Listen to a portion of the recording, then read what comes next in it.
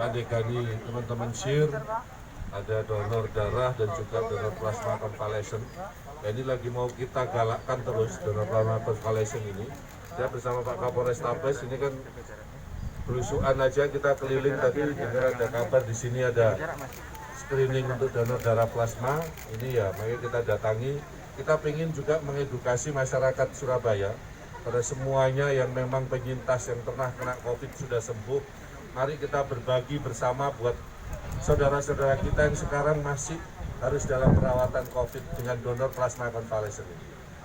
Pak Kapolres Tabes jajarannya sudah diinstruksikan malah untuk melakukan donor plasma. Saya ke sini tadi langsung kontak teman-teman BKD, juga saya bawa, ada Satgas dari Satpol, dari Linmas, supaya kita nanti di jajaran pemerintah kota kita akan bikin edaran bahwa semua yang pernah kena ASN dari Pemkot ini juga ikut screening untuk bisa donor plasma convalescent ini. Karena kita masih butuh. Dan alhamdulillah Surabaya memang hari ini yang terbaik di Indonesia untuk donor plasma ini. Stok kita lebih banyak daripada Jakarta.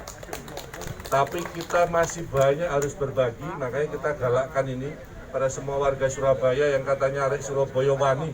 Ayo kita tunjukkan keberanian ini untuk berbagi, membantu saudara-saudara kita yang sekarang lagi dirawat untuk kena COVID ini dengan mendonorkan plasmanya bagi yang penyintas. Ini kita harapkan dengan gerakan-gerakan seperti ini semakin masif lagi agar Surabaya bisa lebih cepat lagi untuk memutus rantai penyebaran COVID-19. Setara convalescent ada berapa? Punya PMI sekitar 4.000 pack. Kalau DKI 2.500 dan itu kita masih bisa butuh lebih banyak lagi. Nah ini kalau SIR tadi ada 75 yang disiapkan. Kalau tadi dokternya bilang rata-rata 50% yang akan lolos screening akan ada tambahan. Nah, kita harapkan ini terus bergulir, semakin banyak lagi yang mau donor plasma. Ada pertanyaan lagi? Kota Surabaya selaku Kasatgas penanggulangan COVID di Kota Surabaya, ini kami dapat informasi, kami berusukan. Jadi kegiatan-kegiatan baik yang sisinya promotif, kegiatan-kegiatan yang terkait dengan preventif di sisi hulu, demikian juga kegiatan-kegiatan yang kuratif seperti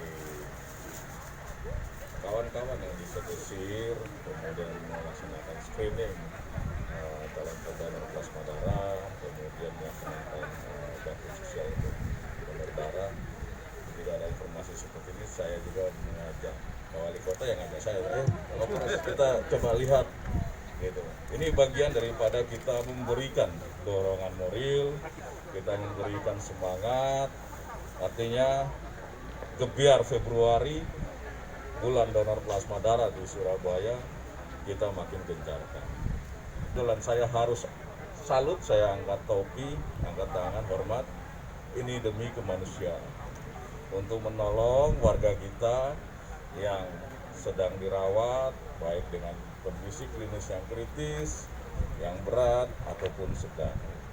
Kita harapkan di kota Surabaya bisa terbangun sistem yang terintegrasi dengan kawan-kawan PMI, dengan kawan-kawan bersih, dengan kawan-kawan ID, tetap di bawah koordinasi Satgas penanggulangan COVID-19 Kota Surabaya, khususnya dari sisi kuratif untuk mendorong metode pengobatan dengan transfusi plasma convalescent. Harapannya banyak yang makin sembuh, durasi warga kita yang sakit yang dirawat di rumah sakit makin pendek, warga kita yang sedang dirawat kemudian tingkat fatalitasnya bisa kita tekan. Mudah-mudahan jika Tuhan berkenan tidak ada lagi yang kemudian harus fatal atau begini. Ini ada semua kawan-kawan yang ada di Surabaya. Sekali lagi saya berterima kasih atas nama Polrestabes dan Satgas penanggulangan COVID-19 kepada kawan-kawan di SIR, kawan-kawan komunitas penyintas COVID-19, kawan-kawan komunitas pendonor plasma darah yang ada di kota Surabaya. Ayo tetap semangat kemanusiaan ini kita gelorakan, dan ini menunjukkan bahwa kita yang di Surabaya, arek-arek Surabaya, kota pahlawan, kita siap untuk berjuang kita melawan pandemi COVID-19 di kota Surabaya. Surabaya harus bangkit, Surabaya harus lebih produktif, Jawa Timur bangkit, Indonesia sehat, Indonesia produktif. Saya pikir itu.